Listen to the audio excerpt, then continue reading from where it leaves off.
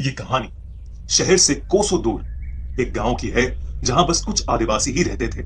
उस गांव को खाली करवाकर वहां पर एक हाईवे कंस्ट्रक्ट किया जाना था। गांव के आदिवासियों को हटाने के लिए वहां पर एक स्पेशल स्क्वाड भेजी गई, लेकिन उन्हें नहीं पता था कि उनके ऊपर क्या मुसीबत मंडरा रही है। उस गांव में एक पहाड़ था जिसका नाम था बेताल पहाड़। कहते हैं उस पहाड़ पर एक काला साया था। उस स्क्वाड ने उस पहाड़ के अंदर घुसने की बहुत कोशिश की, लेकिन उन आदिवासियों ने उन्हें रोक दिया। उनका मानना था कि बेताल पहाड़ श्रापित है और अगर उस पहाड़ का रास्ता खुल गया तो कयामत आ जाएगी और वो सब लोग मारे जाएंगे। जब हालात बेकाबू होते दिखे तो वहां पर एक बास स्क्वाड यानी उनकी टीम के सबसे जाबाज ऑफिसर सिरोही और उसकी टीम को बुलाया गया। सिरोही उस गांव को जल्दी से खाली कराने के लिए पूरी तरह से प्रिपेयर्ड होकर आया था।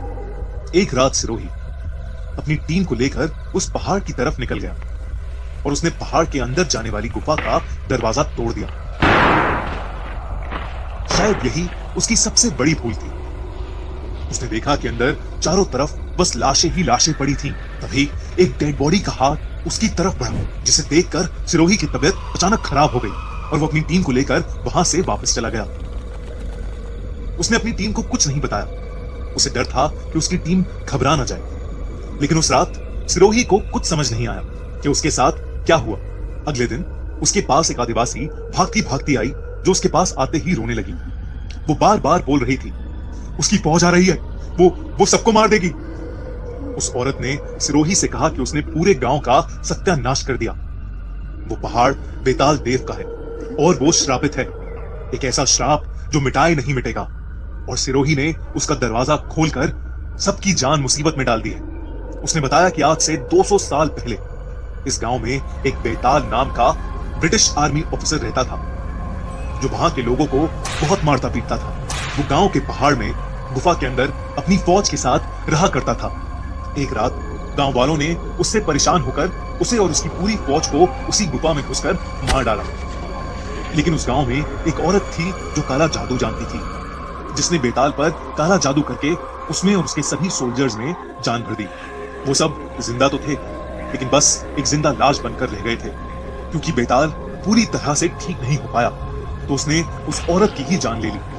जब गांव वालों को इस बात का पता चला तो उन्होंने एक तांत्रिक की मदद से बेताल और उसके सोल्जर्स को उस गुफा में कैद कर लिया।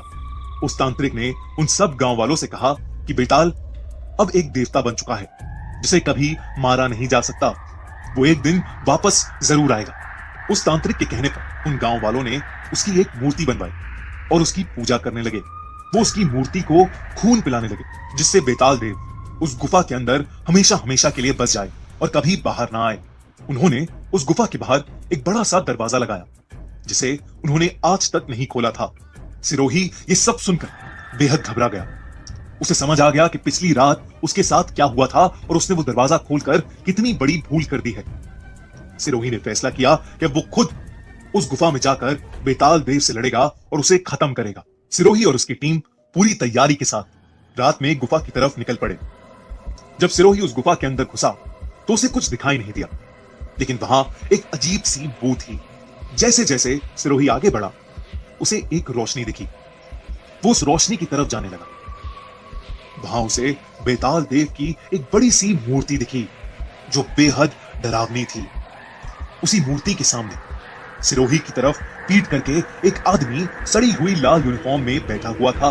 तभी जोरों से नगाड़ा बजने लगा, जैसे कोई जंग शुरू होने वाली हो। जैसे जैसे नगाड़ा बजने की आवाज तेज होती गई, वैसे वैसे सिरोही की दिल की धड़कनें भी तेज हो गईं। तभी वो आदमी जो लाल लिबास में बैठा था, वो पीछे मुड़ा और जोर जोर से हंसने लगा। सिरोही समझ गया कि यही बेताल है। बेताल ने अपना हाथ ऊपर किया और हमला करने का इशारा किया। सिरोही ने पीछे मुड़कर देखा तो बेताल की मरी हुई फौज के सैकड़ों सोल्जर्स उसकी और उसकी टीम की तरफ आ रहे थे। सिरोही अपनी गन से उन पर फायरिंग करने लगा, लेकिन फिर भी वो लोग उसकी तरफ आते जा रहे थे। इससे पहले कि सिरोही और कुछ कर पाता, एक सोल्जर ने अपना बड़ा सा मुंह खोला और सिरोही की गर्दन पर वार किया।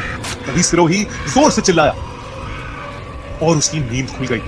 वो जो भी देख रहा था और महसूस कर रहा था, वो सब सिर्फ एक सपना था। सिरोही डर के मारे कांप रहा था और बुरी तरह से हाफ रहा था, क्योंकि आज सच में वो बेताल देव से लड़ने